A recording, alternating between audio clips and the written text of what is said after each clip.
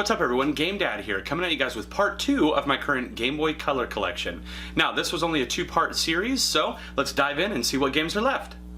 Pokemon Crystal version was released by Nintendo in 2001 and is actually my personal favorite from this actual generation of Pokemon games.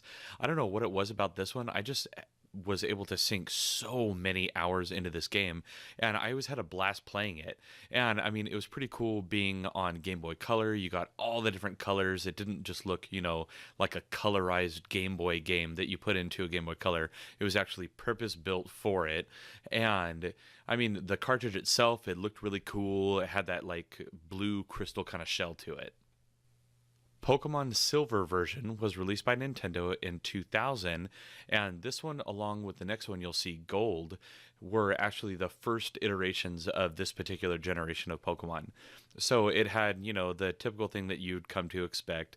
It has the 3 different starter Pokemon. In Silver version, you can get some stuff that you can't get in Gold, and vice versa. So here's just a little bit of the intro showing, that Lapras right there, and you can see the Lugia on the cover of the game. Now here we have Pokemon Gold version, also released by Nintendo in 2000 at the same time as the Silver version. And this one, just like with the last one, it has a little bit of a different kind of border going on right there. And on the cover of this particular case, of course, everything is gold instead of silver. And it actually shows, I believe that Pokemon's name is Ho-Oh. So it shows that bird Pokemon that you actually see in the very first episode of the original Pokemon TV show.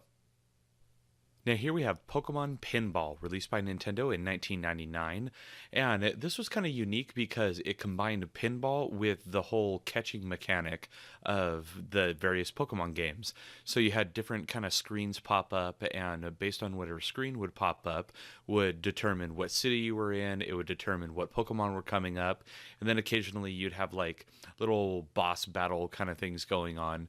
So it was kind of a unique concept, and what was really cool is this particular game actually had a rumble feature, so you just threw a AAA battery in the game and you were good to go. Next up is Pokemon Puzzle Challenge, released by Nintendo in 2000, and this game was kind of like a Pokemon meets a Tetris match 'em up kind of game, and I mean, it was okay. I mean, I didn't really care too much for this game. As you can see in this footage, it has some bright colors and stuff like that, but overall, I mean, I wasn't really that into this game. And finally, the last Pokemon game in my Game Boy Color collection. That is the Pokemon Trading Card game, released by Nintendo in 2000. And this one in particular, I actually remember having a blast playing this game as a kid. I mean, it was so unique. It was a Pokemon game, but it wasn't like a regular adventure, because instead of going around having trainer battles, you would go around and you would battle with the actual Pokemon trading cards. So, I mean, at this time, I was super huge into the trading card game, and having this just meant that I could play the game anytime I wanted. So this was awesome. Up next, we have Power Rangers Lightspeed Rescue, released by THQ in 2000. And this game, I gotta say, it actually controlled a lot better than you would expect a game like this on Game Boy to actually go. I mean, it was pretty simplistic overall, but the controls were actually really solid. And as you can see, there was some good like little motion graphics as he's swinging, climbing up the rope. And the fight mechanics were actually really on point. And it was fun to get through like destructible environments and actually fight different enemies, rescue hostages, things like that. It was a really fun game.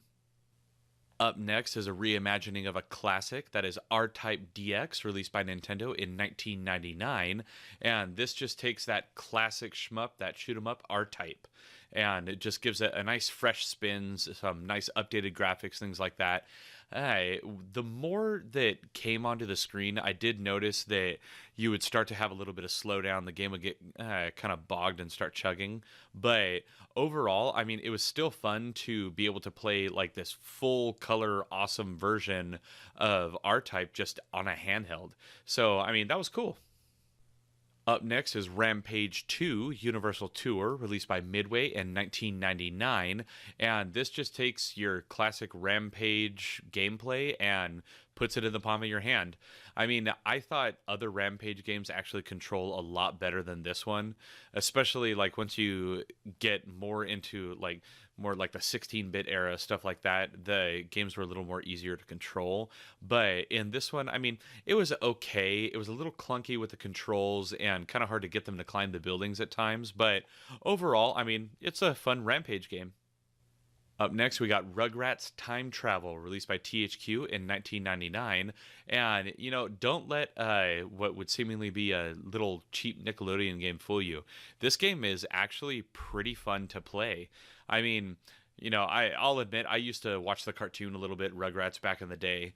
It came out when I was a little bit older, so it was kind of out of my demographic. But, I mean, the show was kind of entertaining, and the game really tapped into that entertainment value, and it was pretty fun. As you can see, it's got nice big sprites, and the controls were really responsive, and it played really well.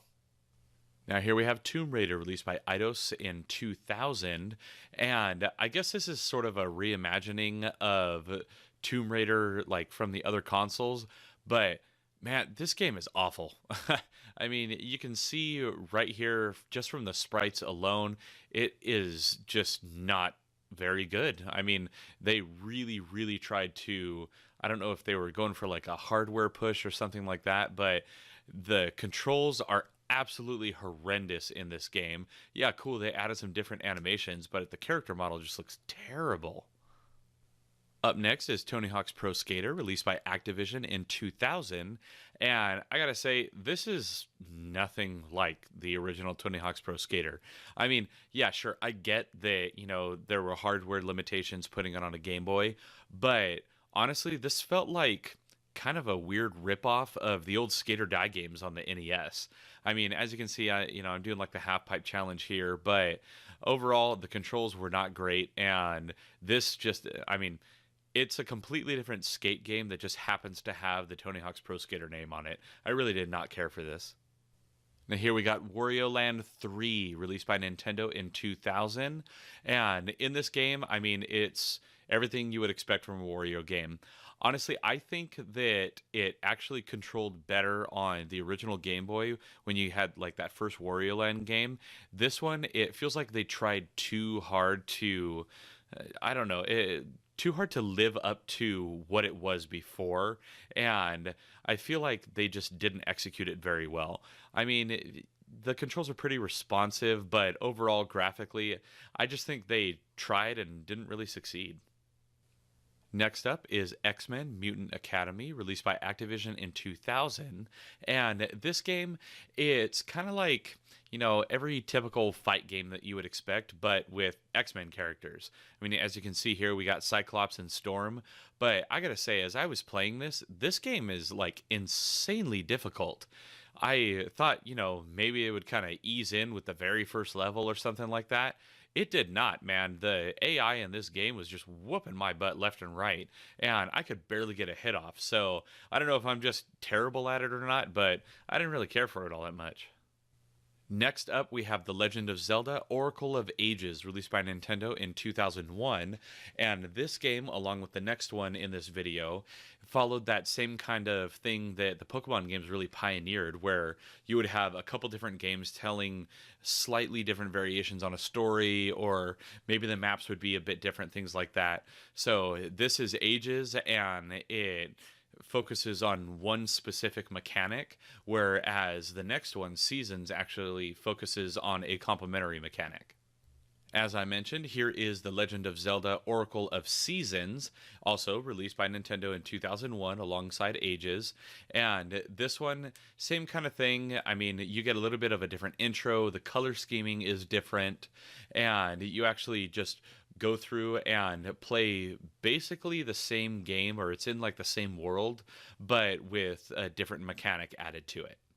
Now that is everything that I currently have in my Game Boy Color collection. Now, do you notice any glaring gaps in my collection? Anything that I could add to it? Let me know down in those comments below. And then while you're there, please also be sure to hit those like and subscribe buttons, as well as that little notification icon so that you get an alert every time I got a new video coming out. Now, as always, I'm GameDad. I thank you guys for watching, and I'll catch you later.